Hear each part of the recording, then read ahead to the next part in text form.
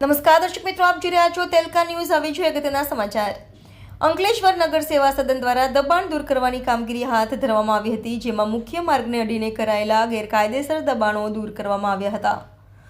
અંકલેશ્વર શહેરમાં ટ્રાફિકની સમસ્યા દિન પ્રતિદિન વહીવટીતંત્ર માટે માથાના દુખા સમાન બનતી જતી રહી છે.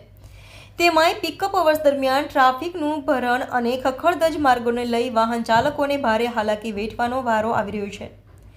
દિન પ્રતિદિન આ સમસ્યાને વધુ વકરી રહી છે, જેને લઈ અનેક ફરિયાદો ઉઠી રહી છે. ત્યારે અંકલેશ્વર શહેરમાં મુખ્ય માર્ગને ઉપર કરાયેલા ગેરકાયદેસર દબાણોના કારણે ટ્રાફિકને અસર થતી હતી, જે અંગેની અનેક ફરિયાદો નગર સેવા સદનને મળી હતી. ત્યારે સ્વચ્છતા હી સેવા અભિયાન અંતર્ગત આજરોજ દબાણ દૂર કરવાની કામગીરી હાથ ધરવામાં આવી હતી. નગર સેવા સદનના મુખ્ય અધિકારી કેશવ કલોડિયાની સૂચનાથી 35 કર્મચારીઓની 2 ટીમ બનાવવામાં આવી હતી. આ 2 ટીમો દ્વારા શહેરના વિવિધ વિસ્તારોમાં મુખ્ય માર્ગને અડીને ઊભા કરાયેલા ગેરકાયદેસર દબાણો દૂર કરવામાં આવ્યા હતા.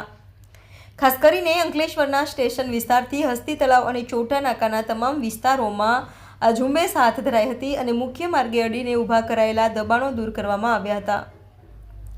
કોઈ અનિચ્છનીય બનાવ ના બને તે માટે પોલીસ કાફલો તૈનાત રાખવામાં આવ્યો હતો.